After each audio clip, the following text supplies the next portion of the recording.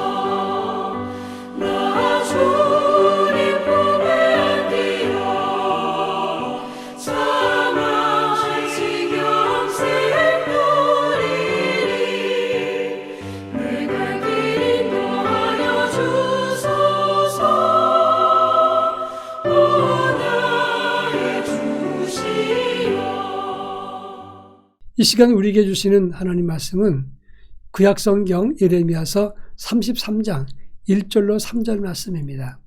예레미야서 33장 1절로 3절 말씀을 한 절씩 교독합니다. 제가 전체를 읽겠습니다. 예레미야가 아직 시위대 때 갇혀 있을 때에 여호와의 말씀이 그에게 두 번째로 임하니라. 이르시되 이를 행하시는 여호와, 그것을 만들며 성취하시는 여호와, 그의 이름을 여호와라는 이가 이와 같이 이르시도다. 너는 내게 부르짖으라. 내가 내게 응답하겠고 내가 알지 못하는 크고 은밀한 일을 내게 보이리라. 아멘. 사람이 평안하고 안정될 때보다 긴급하고 상황이 급박할 때 하나님의 역사가 강하게 나타난다고 하는 것입니다. 제가 군에 있을 때 주일날 교회 갔다 와서 사단사령부에서 근무를 한 적이 있었습니다. 주일은 모두가 쉬기 때문에 내 읍안에서 쉬기도 하는데 그날은 주일날이지만 아주 중요한 작업이 있어서 장교들도 출근을 해서 함께 비문 작업을 했습니다. 본래 주일날 비문 작업을 하면 안 되는 것인데 열심히 작업을 하던 중에 사단장실 옆에서 불이 났습니다. 그러다가 사단장실 옆에서 불난 것이 우리 사무실까지 옮겨 붙어서 비문을 치워야 됐습니다. 그때 널어놨던 많은 문서들은 중요한 문서이기 때문에 불에 타면 안 됩니다. 그곳에는 또 중요한 장비도 있었기 때문에 급히 그것을 정리해가지고 옮기는데 불길이 거세졌기 때문에 시간적 여유가 없었습니다. 그런데 저 혼자 무거운 장비를 기도하면서 혼자 그 불길 속에서 들고 옮겼습니다. 나중에 4명이 간신히 옮기면서 어떻게 이것을 혼자 들고 나왔지? 이렇게 사람들이 놀라면서 이야기를 했습니다. 그렇습니다. 긴박한 상황이 되면 하나님의 기도 역사도 더 강력한 것입니다. 오늘 우리가 읽은 본문의 말씀은 예레미야가 시위대 때 갇혀서 고생했을 때 일이었습니다. 하나님의 말씀이 예레미야에게 임했습니다. 너는 내게 부르짖으라. 내가 내게 응답하겠고 내가 알지 못하는 크고 은밀한 일을 내게 보이리라. 이렇게 말씀한 내용이 오늘 우리가 읽은 본문의 내용입니다. 이 본문의 교훈이 무엇인가를 함께 살펴보도록 하겠습니다. 먼저 1절에 보면 하나님은 예레미야가 시위대 뜰에 갇혀있을 때 하나님의 역사가 임했다는 것입니다. 예레미야는 유다 백성들에게 하나님의 앞에서 회개하라, 돌아오라 그러면서 열심히 그들의 죄를 지적하고 하나님의 심판을 이야기를 했습니다. 사람들은 자기들이 망한다는 소리를 듣기를 거절했습니다. 그런데 예레미야가 계속해서 전하니까 그 예레미야를 붙잡아다가 때리기도 하고 시위대 뜰에 가두고 고초를 주기도 하고 물 없는 구덩이에 던져넣어서 그를 어렵게 만들었다고 하는 것입니다. 지금 예레미야는 위기와 시련을 동시에 만나고 있습니다. 바로 그때 하나님은 다른 사람을 통해서 말씀하지 않고 예레미야에게 직접 말씀했다고 하는 것입니다. 무슨 말입니까? 시련과 문제가 있을 때 하나님은 더 강력하고 직접적으로 우리에게 역사한다는 것을 보여주었다고 하는 점입니다. 여러분 생각해 보십시오. 아이가 만약에 밤새 열이 나고 아플 때 그 아이를 보았던 부모님들이 편안하게 자는 사람이 어디 있겠습니까? 아이가 아프면 부모님들은 더 열심히 그 아이를 돌보게 되어 있는 것입니다. 우리가 힘들고 기도 제목이 있을 때 하나님은 더 강력하고 힘있게 우리 가까이에서 우리를 도우신다는 사실을 알아야 하는 것입니다. 그런가 하면 2절에 보면 일을 행하시고 그것을 만들어 성취하시는 하나님이 우리의 기도를 들으신다고 말씀하고 있습니다. 행하신다는 말은 오사흐란 단어고 만들어 성취한다는 말은 요체르라고 하는 단어입니다. 이 말씀은 주일날 말씀했습니다만은 이 두 단어 모두 하나님의 창조 활동에 사용되는 그런 단어입니다. 오직 하나님께만 사용되는 단어입니다. 기도할 때 하나님의 창조 역사가 나타난다는 것입니다. 기도하면 무에서 유가 나타나고 불가능이 가능으로 바뀌고 바닥에서 하늘로 올라가게 되는 놀라운 역사가 나타나게 될 수 있습니다. 지금 아무것도 없고 바닥처럼 느껴지고 눈앞에 캄캄해도 기도할 때 하나님의 역사가 나타나게 되는 것입니다. 아무것도 없는 곳에서 하나님의 창조 역사가 나타나기도 하고 불가능이 가능으로 바뀌기도 하고 보이지 않는 길이 열리기도 하고 땅바닥이지만 그것이 변해서 하늘로 비상하는 놀라운 역사가 있게 되는 것입니다. 하나님은 기도하는 사람들에게 창조 역사와 창조 활동을 멈추지 않으십니다. 그런 차원에서 가정과 교회의 변화를 위해서 우리가 열심히 기도해야 될 것이고 그런 기도하는 사람들이 하나님의 역사를 경험하게 되는 것입니다. 이제 6절에 보면 그러면 그 기도의 결과 어떤 역사가 임하는가? 이 성읍을 치료하고 고쳐 낫게 하고 진실과 평안의 풍성함을 주신다라고 말씀을 하고 있습니다. 하나님은 우리 인생을 치료하고 낫게 하시고 문제를 해결해 주십니다.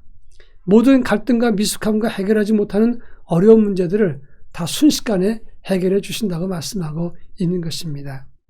사실 세상에서는 육신의 병을 고쳐준다고 해서 모든 것이 다 고쳐지는 것은 아닙니다. 육신의 병을 고친다고 해도 마음의 상처나 영적인 그런 상처가 있을 수 있습니다. 무기력증도 생길 수 있습니다. 그러나 기도할 때 영적인 병과 육신적인 병, 마음의 병까지 하나님은 다 고쳐주시고 우리를 일으켜준다는 것을 말씀해주고 있습니다. 이것이 기도의 역사라고 말할 수 있습니다. 그래서 우리는 기도함으로 성공적인 삶을 살게 되고 기도하면서 문제를 해결하고 풀면서 살게 되는 것입니다. 따라서 가정의 어려운 문제나 교회의 큰 변화를 두고 우리 모두가 힘써 기도해야 될 것입니다. 그때 하나님의 뜻대로 모든 역사가 풀려나가게 될 것입니다. 다 같이 기도하겠습니다. 기도하면서 하나님의 손길과 하나님의 도우심을 보게 하옵소서. 기도하겠습니다.